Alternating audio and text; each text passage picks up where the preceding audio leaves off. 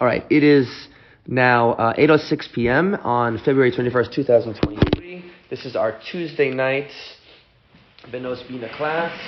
I'm just going to erase this stuff so I can have a board. What was this? This was cool. I was talking to the Terrace girls about the purpose of marriage. Yeah. They wanted to have a class. They asked me for a class on relationships, and I'm like, I'm sure you've heard 50 classes on relationships in seminary, but they asked me, so I said, okay, you want to know about marriage? First thing you have to understand is why get married. So I gave a class on that. You want that too? I have that. No problem. I'll airdrop it to you. But right now I'm recording, so I'll do it after. Okay, so what we're up to right now is quick review for the people who are listening. This is an in-depth on the ABCs of Judaism. I'm going to flip it around again anyway. This is in-depth on ABCs of Judaism, the A being be a truth seeker, ask questions. And we had last week an in-depth discussion of that. Well, how do you know what truth is? Today we're going into the B of Judaism, which is what's the most important question. Now that you're asking questions, what's the most important question you could ever ask? Two ways to say it. What's the purpose of life? Is there a purpose of life? And if so, what is it?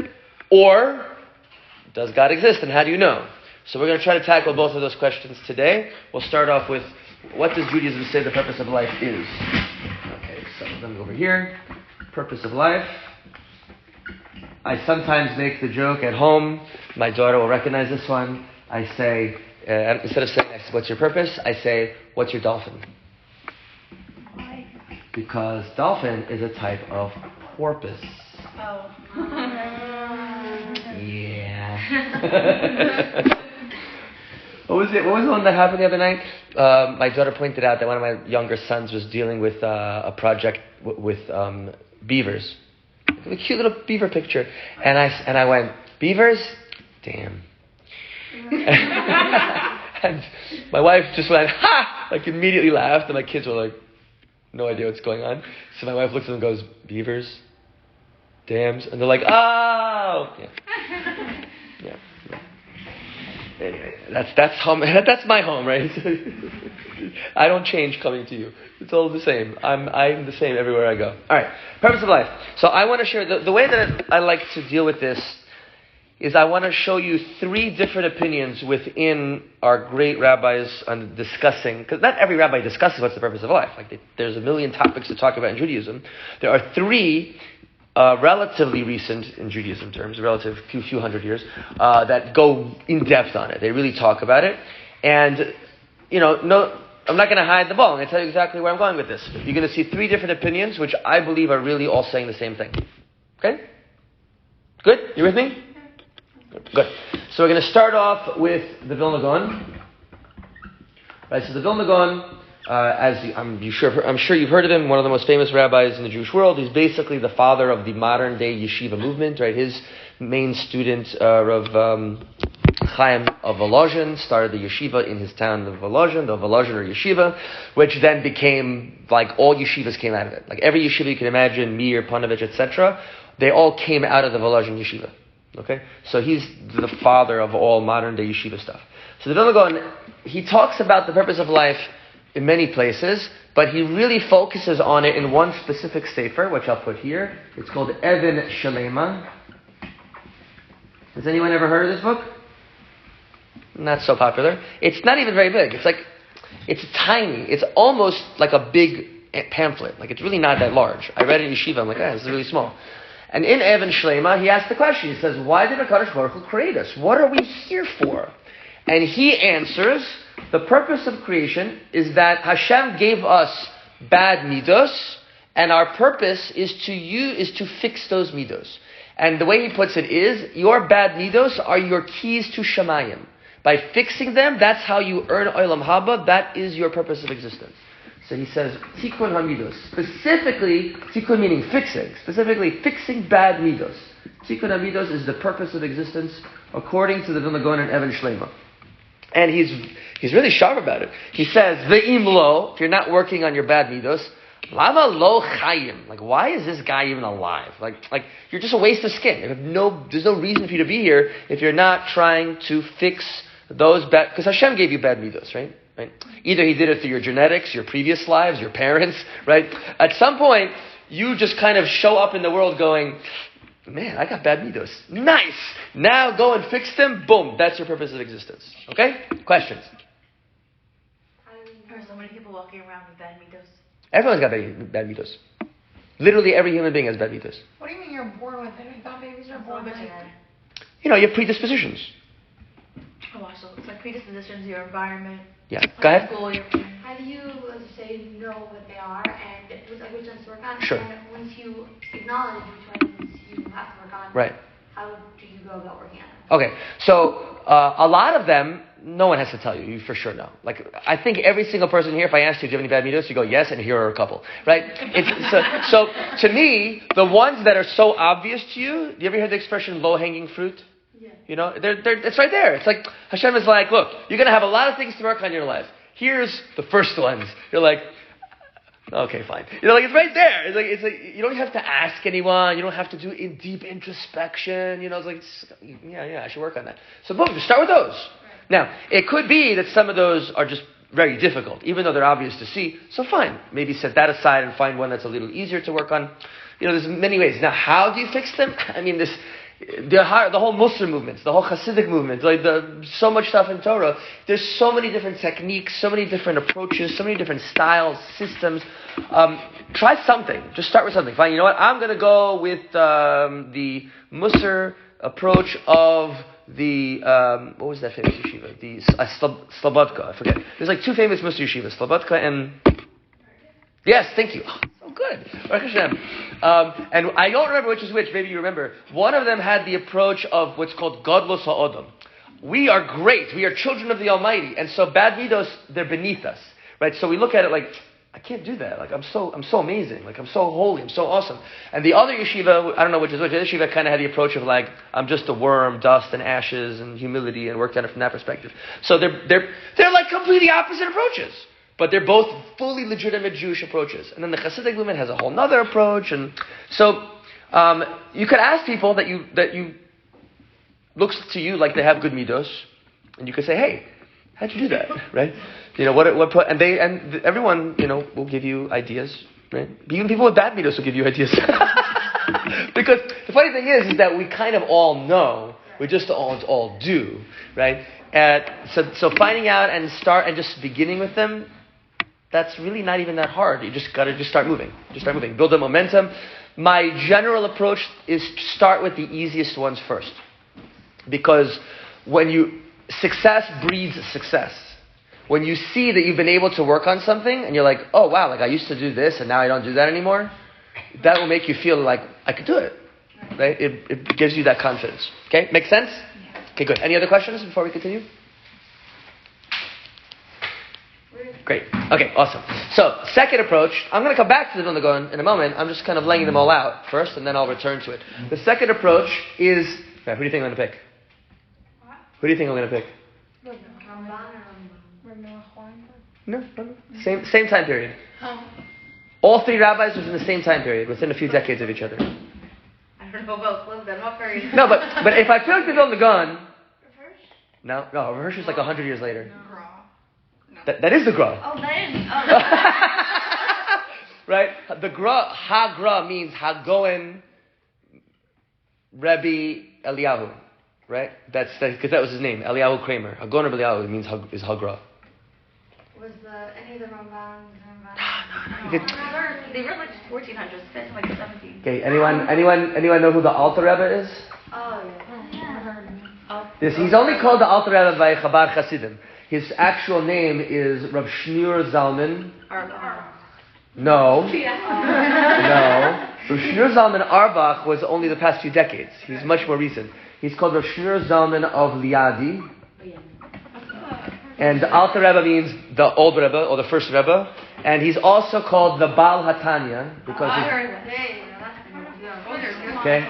We got it. We finally figured out who he is, right? Now, why did I pick these two, besides the fact that they are awesome rabbis and have great stuff, is they're basically considered to be deadly enemies, Jewishly speaking. The Vilna Gaon actually put the Baal Hatanya in Cherem, right? It was a lot of struggle, Hasidim, whatever, a lot of stuff that was going on back then. View is so much, it's very different from the Vilna Gaon. That's why I brought him. Well, they were also against Hasidim when they were against Hasidim. The Hasidim were really Different. interesting. Right? There was a whole question. Davening while they were like upside down on their heads, spinning. Like there was a lot of weird stuff going on. Anyway, so they don't do that kind of stuff anymore. They still daven, they just don't, whatever. So the Baal Tanya, what does he say? So if you take a look, what's his famous book? The Tanya, there you go. Not just the name of a Russian girl, but it's from the Gemara. Right? The Gemara says Tanya. Tanya means it was taught. That's a Gemara statement. So he starts off his book with a quote from the Gemara. So the first word in the quote is Tanya. So that's what the whole book is named after. All right. So the Baal Tanya says in the Tanya that the purpose of life, the whole purpose of life, the reason we were created is to make this world, right, a place for Hashem. Make this world a place where Hashem will be happy to come down from Shemayim and live with us here.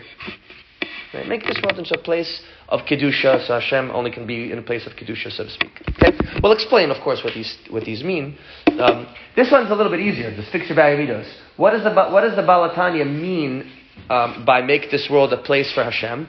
So, as best as I can tell, I'm not a Chabad Chassid, but as best as I can tell from reading Sfarim and talking to rabbis, thinking about this for many years, is that what he's really focusing on is make this a world of Chesed and Kedusha. Right? You want to transform the world into a world of Chesed. Right? Makes sense, right? You can tell from what they're doing that it's as they say in the rabbinic in the yeshiva language, kishitaso. He's going according to his normal shita, his normal approach. This makes sense. Transform this world into a world of chesed and kedusha. Okay? Good.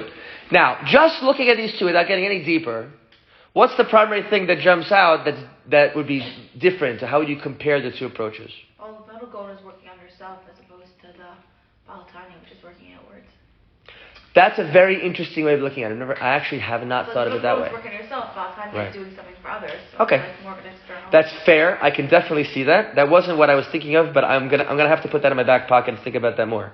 That's really, really interesting. What's another difference you can see?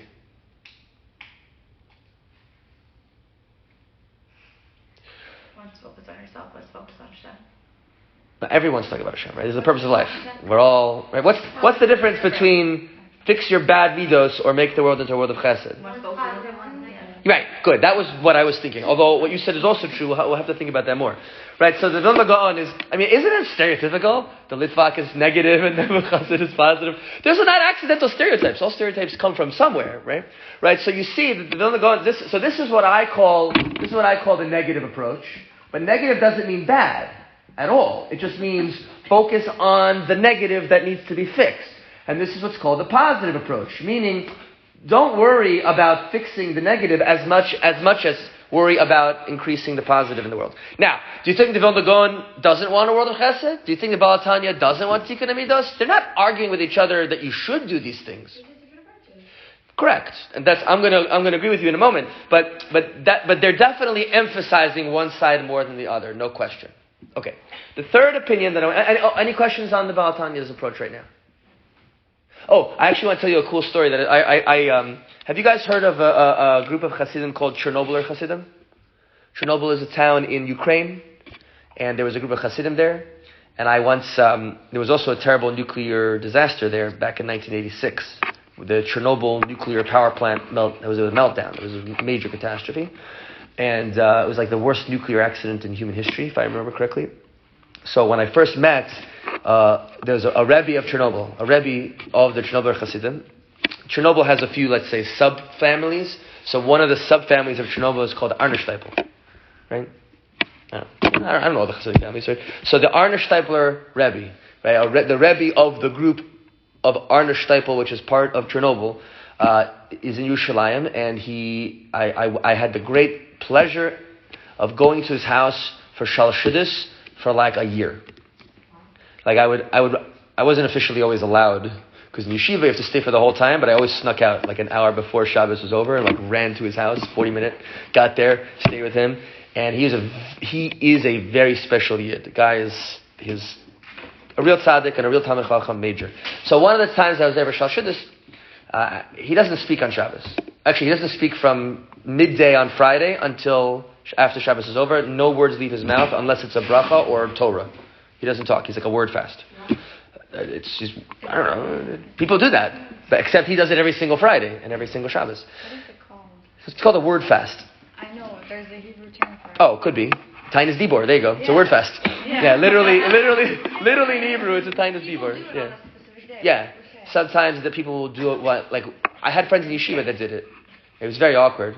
I know. So how was your Shabbos? Yes, schools do. I know, like, there's a fast day. One fast day. It's supposed to work on, not letting too many words out, controlling yourself. Think before you speak, all that kind of stuff. Anyway, his name is Rav Shalom Friedman. He's amazing. So Rav Shalom, I was at his house for Shal Shidduch, and after Shabbos was over, like Shabbos was over, we're still eating, we're still in Shal Shidduch, but the sun is down, it's already dark. We're still going. And now he starts speaking. He starts teaching Torah after the sun goes down, and we go like an hour or two after Shabbos is over, and only then we make havdalah and go to shul and daven. There's always a minyan there, so he always had a minyan. That was his custom. That was what he did. Anyway, so one day I'm at his house for Shabbos, and he shared the following idea, which I remember till this day. I don't know, 20 years later, which this reminded me of. He said there was once a Hasidic Rebbe who taught. It says in Tehillim. I don't remember which Tehillim. Maybe somebody knows which kapitel it is. It says in Tehillim, Sur me'ra ve'aseh tov. Anybody recognize where that is off the top of your head? No. But you've probably heard it, right? It's pretty famous. Now, what's the general understanding of Sur me'ra ve'aseh tov? Is that you're doing both simultaneously. You're staying away from bad, and you're doing good. So this Hasidic Rebbe, he said, no. The Hasidic interpretation is Sur me'ra. Just forget the bad. Don't even pay attention to it. Aseh tov. Just do good, right? Like, don't get caught up in even thinking about what's wrong with you, quote unquote. Just work on what's right. Work with your strengths. Do good. Bring chesed. Now, obviously, that Hasidic master is not telling you ignore for your entire life any bad midos you have. It's an approach of you will ultimately be more successful in your life by focusing on positive and bringing positive than you will on bringing negative. That's, again, a very, very Hasidic approach. Excuse me. Okay, good. Third one, which is a little bit before, maybe like 20, 30 years before these two, before the Vilna Gaon and the Alter Rebbe, is the Ramchal. Right? Ramchal, Rav Moshe Chaim Luzzatto, who wrote, he wrote like all the books. This guy wrote so many Sfarim. He died before he was 40, and he had just like 50 Sfarim that he wrote. It's absolutely mind-boggling, the kind of genius. He was such a massive Torah genius that decades later, when the Vilna Gaon read his Sfarim, he wasn't super well known, but when the Vilna Gaon read his Sfarim, the Vilna Gaon said, if the Ramchal were still alive, I would walk barefoot from Vilna to Italy to sit at the dust of his feet and learn his Torah. And once the Vilna Gaon said that, then all the yeshivas were like, oh, okay, so now everyone reads his Sfarim. Right? The Chassidim also read his Sfarim, right? But that's how it became, that's how he became known in the world, because of the Vilna Gaon. So the Ramchal, he talks about this in a number of his Sfarim, but the place where he's most here it is, the purpose of life is he straight up says it in Mesilas Yesharim. Mesilas Yesharim, which is his famous, probably the most famous, or maybe top 3 most famous Musar Sfarim that was written, that, Shari Tshuva, and maybe Hilchos Deis of the Rambam and Mishnah Torah, those are huge.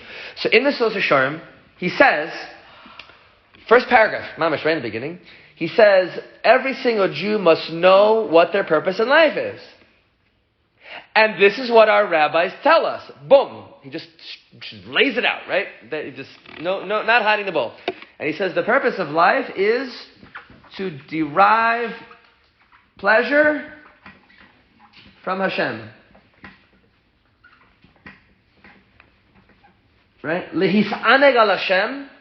Ulehanos meziv shchinaso, and to get pleasure, another word for pleasure, benefit really, hana is really benefit, and to benefit from the radiance of His presence. Lehanos meziv shchinaso, to benefit from the radiance of His presence. I don't know what that means.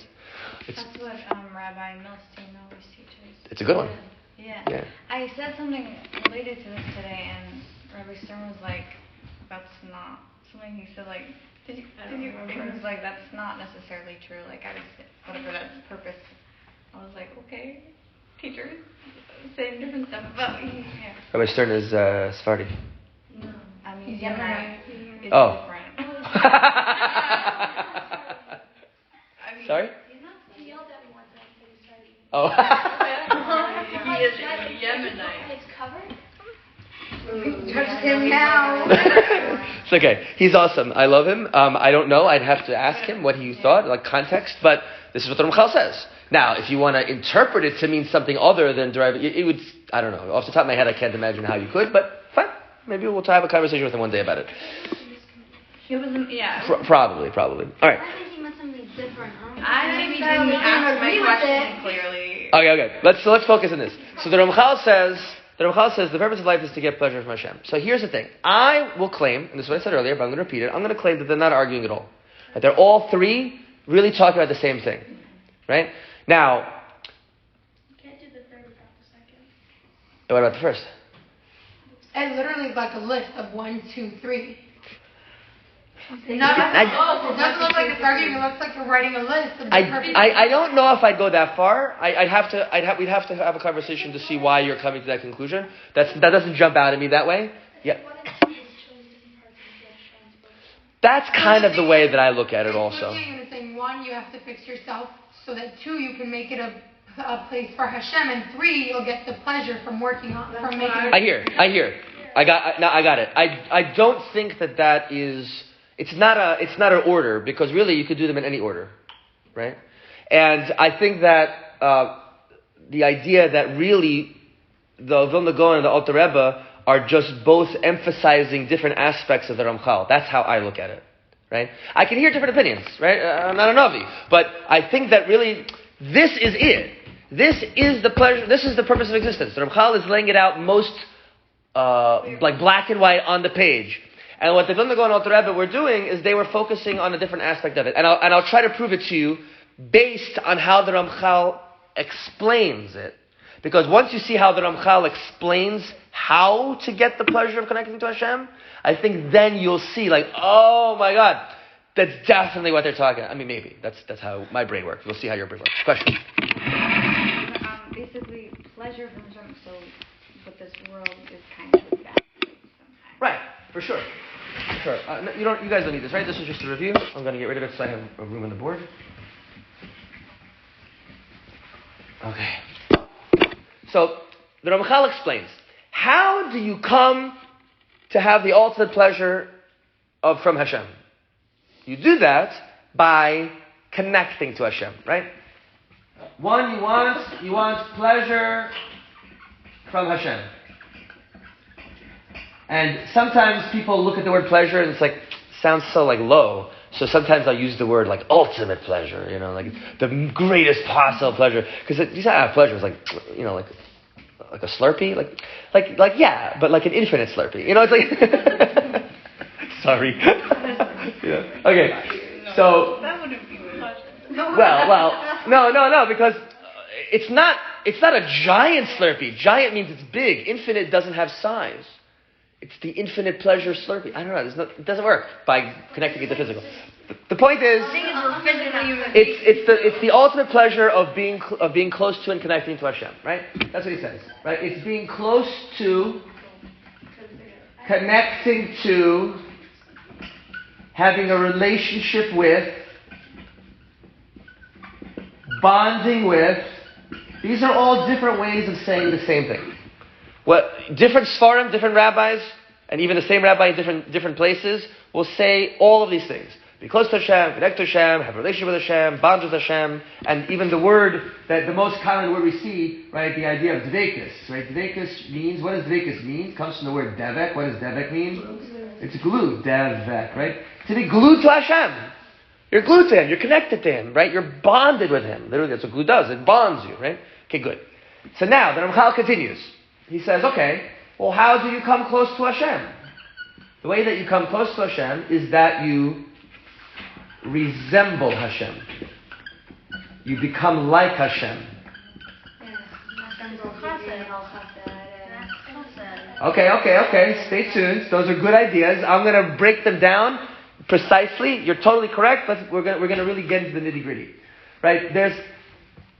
we're not the only ones who say like this either. There's even in Latin, if you like ever meet a Christian, someone talking about like God, or whatever, sometimes the Christian philosophers, they'll say, this is Latin, imitato Dei, which is Latin for imitating the divine. Dei is the divine, right? To become like God, do what He does. And the Gemara is filled with this.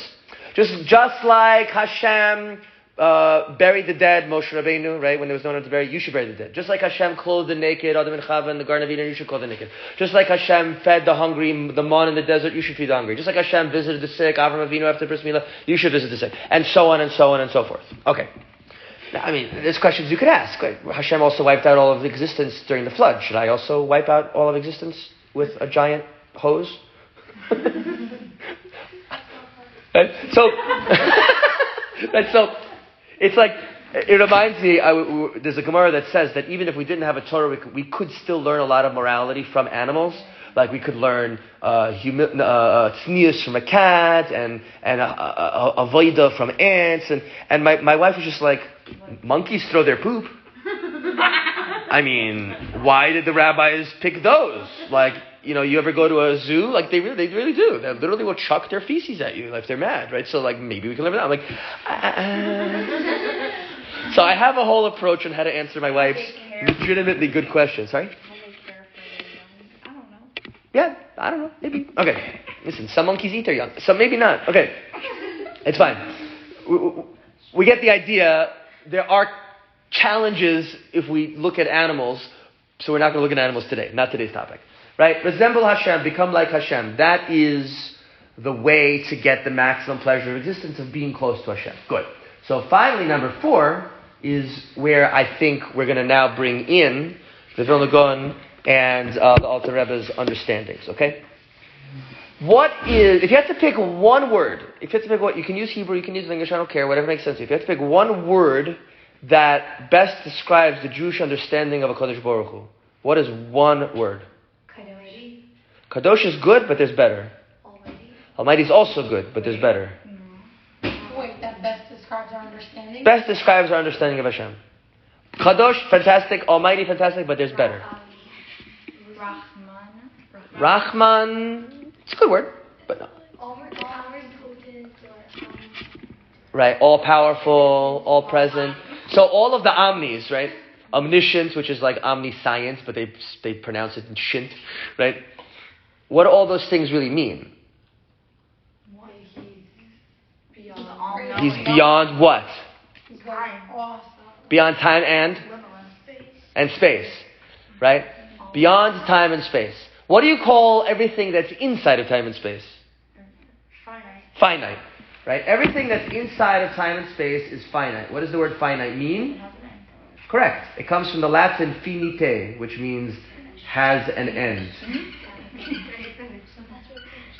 Has an end, border, boundary, etc. Right? All things within the world. That, by the way, that's how we interact with each other. All interaction between physical things is at their boundaries and borders. Like right now, we're actually interacting on boundaries and borders. How? Because light beams are bouncing off of your surface and entering my eye. Right? That's how I'm interacting with you. And my sound waves created by my larynx, that's the voice box, right? Pharynx is the wind tube. My larynx is creating vibrations of air, which are then hitting bones in your ear. It's like I'm literally hitting you, right? Don't get me in trouble. Right? Rabbi Saul abused him, right? Right? He spent an hour just hitting us, right? I'm hitting you with my words in a very literal sense, and that's creating electrical signals that go to your brain, which are then interpreted as words. Okay, so all physical things are you interact with touch, with everything's like that. Okay. So Hashem is not this. Hashem is not this. He's not finite, right? Not finite means, in the Latin word, is infinite. Why is it? That doesn't make sense. Which part? Don't question English. Don't question English. Finite has an end. If you were in has an end. Yeah. That makes sense. No, because in Latin the word the in is a negativizer. Like incontinent is someone who can't stop themselves from pooping. As opposed to... I I don't know why that was so funny, right? If you go to a hospital, chas v'shalom, you should never know such things, and you see someone, and it says on their thing, it says incontinent, they have to wear a diaper. That's what, right? Babies are by nature incontinent, right? So in is a negativizer in Latin, right? So infinite means not finite in Latin, right? What's the Hebrew word that the Mikubalim, the Kabbalists, use to describe Hashem? There's two words that they use most commonly. One of them is Ein Sof. Translate Ein Sof. It's literally infinite in Hebrew. Ein Sof is just infinite, but with Hebrew translation instead of Latin translation. And the other famous Kabbalistic word that's used for Hashem all the time is ayin. Nothing. Right? Meaning no physical thing. Nothing that's finite, nothing that's limited. Okay? So Hashem is, as best as our human language could possibly describe, that's how I'm not going to have to repeat every time I say something about Hashem, the best that our language could describe, kiviyachol, blah, blah. Get that. Just assume that. Okay, good. Okay? So Hashem is infinite. He's not finite. He is Ein Sof. He's nothing limited. He has no boundaries, no borders, no nothing. The Ramchal, he uses another word. And I don't, off the top of my head, know where he got it from. I'm sure he got it from earlier Jewish sources. I just can't remember where. So he uses the word shalem. Shalem means whole or complete. So the Ramchal is actually adding something here, something really interesting. And it may be revolutionary. It may be a complete transformation of human understanding of Hashem to go from infinite, which is it's just a negative. It's not what Hashem isn't. What the philosophers call negative theology. Negative theology is the philosophical idea that you can't say anything positive about Hashem. You can only say what He's not. Because what are you going to say? He's big? No, big is a finite limitation. He's strong. He's powerful. Like those are all finite words. So the only thing you can possibly say about Hashem is what He's not. And what is He not? Finite, right? And hence infinity. The Ramchal, maybe because of Kabbalah, maybe because he thought of it his own, maybe he saw an earlier source, he says no. Of course Hashem is infinite. Of course Hashem is Ein Sof. Of course Hashem is Ayin. But He's also Shalem. Shalem adds a whole new dimension to the discussion. Shalem is saying that in addition to Hashem not having any negatives, He has all positives. How do you get that in Shalom? Shalem means complete. It means that you're not missing anything. It means you have everything that there is to have. You and I have a certain level of shleimus we could reach, but we cannot be the Shalem. Only Hashem is the Shalem. And so the way that one of my rabbis explained it to me is he said, imagine anything positive. Any positive word you can imagine, Hashem has that and He has it infinitely. Imagine any negative word, Hashem doesn't have it at all.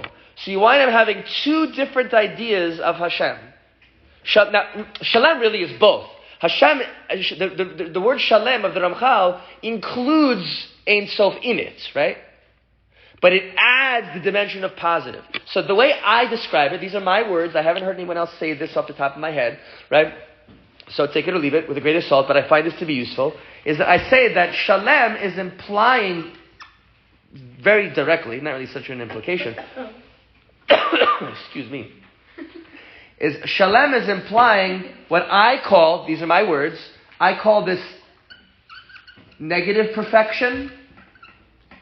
And negative perfection means Hashem is without any negatives. Where do we get that? Because all negatives are lacks. A negative is a lack. I'm hungry because I don't have food. Right? I'm tired because I don't have energy, etc., etc. Anything negative is a lack. Hashem has no lacks, no boundaries, no borders, no limits. That means He has no negatives. Hashem is not a masochist. No, that's someone who likes their own pain. Hashem is not a sadist. Right? Hashem is not cruel. Hashem has anything you can imagine. Right? Sur ha'olam. He's the Sur alamim tamim pa'alo. The rock of the world. His ways are perfect. It says in Tehillim. I think it's Tehillim, right? That's what's negative perfection. The other one is what I call positive perfection. And positive perfection means any positive quality you could possibly imagine, and probably more that you can't, any positive quality that you could imagine, Hashem has them all. And He has them infinitely. He has them to the maximum they possibly could ever be had. As you know, it's like, how much does Hashem love you? Infinitely. Because He's the infinite, so that's how He rolls. Right? It's just complete and utter maximum good you could possibly imagine. This idea of Hashem being shalem is very difficult to understand from pure philosophy and reason. It is definitely a Kabbalistic idea. I'm going to tell you right now, if you started without Kabbalah, just using human reason, you can get to infinite. You can get to Ein Sof. But to get to Shalem requires a Masorah. Okay? Now, here's my claim.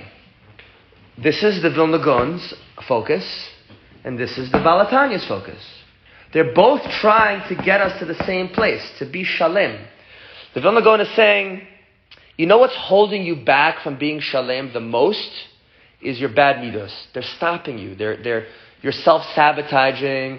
Your laziness is not letting you get to your potential. Your anger is not letting you have the best social circumstances, etc., etc. And so if you want to smooth the road to maximize your success of becoming a shalem as much as you can, which would make you like Hashem, which would give you close to Hashem, which would give you the ultimate pleasure of existence, then work on your midos first, negative midos first. And the Baal HaTanya is coming along and saying, look, I don't want to speak for the Baal HaTanya. I'm not him. I think this is what he means, but totally take this with a giant grain of salt, okay? I'm not pretending like a master of Chassidus. Based on what I've been told by some Chassidic masters, I think it's something like this. This, for most people, is too difficult of an approach. It's especially in our day and age with our tremendous lack of self-love and self-esteem, and like any time like what a person gives you criticism and you say, you just fall apart in a puddle of like, oh my God, you hate me, God hates me, I hate me, you know. I wasn't that loud. I don't know why. I'm so confused how negative perfection means that. Like, Hashem is that means the way that Hashem is perfect is that one of those two ways that Hashem is perfect. Negative? No. Negative perfection means He's perfect in that He has no negatives. Oh. Okay. I don't mean He's negatively perfect or perfectly negative. I mean that He's perfect by having no negatives.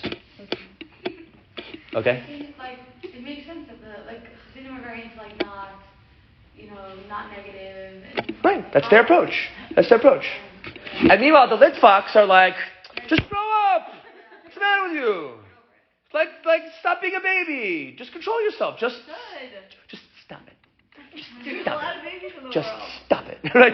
That seems. Now, of course, we're over exaggerating. There are plenty of Chassidim. I met Chassidic masters who are very Litvish in their approach, right? I've met Litvish rabbis who are very, oh my God, I love you all so much. Okay, we get that, right? We get that these great rabbis are not actually arguing. To me, it seems to be just emphasis. Just emphasis. I feel like it's just for different types of people. Maybe. And that's why it's so good that we have both. It's wonderful. For example, my wife, she would tell you, you ask her, she'll tell you straight to your face. She'll say, I was a Litvak that was born in a Chassid's body. Right? She grew up in Crown Heights. She went to Beis Rivka. She went to all, and she sat there. She'll tell you, she's like, from the age whatever to the age whatever, she's just like, I have no idea what's going on. I don't understand any of this. None of this makes any sense. And she would ask questions, and they would give answers. But you ever seen those Charlie Brown cartoons? You know when the adults speak, what do the kids hear? Wah wah wah wah wah wah wah wah. That was her experience. She didn't get it, and then she met me. and I had just learned in Eshet Torah, and I was teaching, basically, Eshet Torah's approach is Litvish, right? It's a Litvish yeshiva. So I was teaching Litvish Torah and all this stuff, and she'll tell you, she's like, things finally made sense. They clicked. Right? We spent hours and hours and hours. I was sharing, that's how we first met. I spent hours and hours, I was sharing stuff I had learned in yeshiva, and she's like, for the first time, it finally made sense. And so she reinvigorated and inspired not only me, she also had friends who really helped her a lot, but I am honored that I was a part of that, and reinvigorated and re-inspired her in her Yiddishkeit. Meanwhile, I have one of my friends in yeshiva who was, he's a good guy, working hard, but he's always like something's missing. And then he wound up meeting a Rebbe. He totally massively got into Chassidus. A few months later, he's got payas, he's making a bekasha, he's putting a gartel around. He wound up getting married to a Hasidic girl. They had a Hasidic date. I was like, what's a Hasidic date? So you sit in the living room in her home and talk to her while the family's all around. And meanwhile, me and my Litvish friends were just like, right? But all the guys were like, that's amazing. No pressure, whatever. Like, so you see that our neshamas have different things that we like and enjoy and appreciate and get internalized and get into. So that's why it's so important to have both. But the Ramchal, he's just giving us the picture, right? The Ramchal was, I would argue, I think it's fair to argue that he was the greatest systemizer in Judaism of the past few hundred years.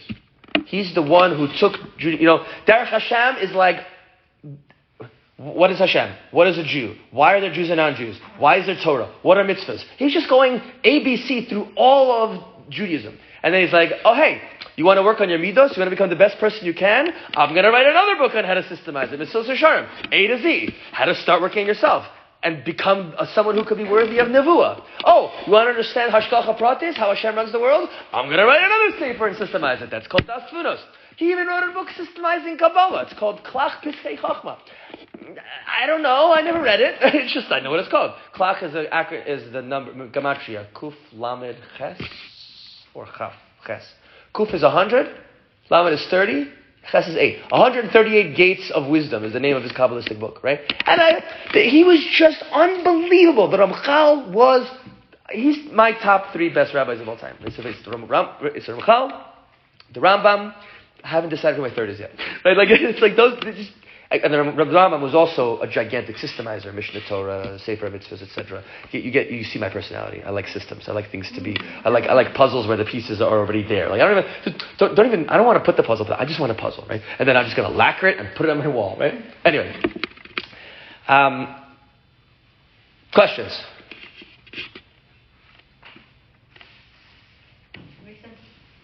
It's cool, right? You like it? Okay. I can't wait to hear this. Every teacher always goes questions, and they're all disappointed that we have no questions, and I'm like, but it makes sense, there's nothing to ask. Or we're not smart enough to ask. So you're Litvak, is what you're saying. First of all, it makes sense to the teachers, it makes sense to you, but some people have hard understanding, because they might have a question, and they have to understand it, but... Like officers are surprised whenever there's a question. So I'm gonna since this topic is done, I'm gonna stop the recording and then I'll start another one because we still have time. Are you guys in a rush? Nope. Okay, so let's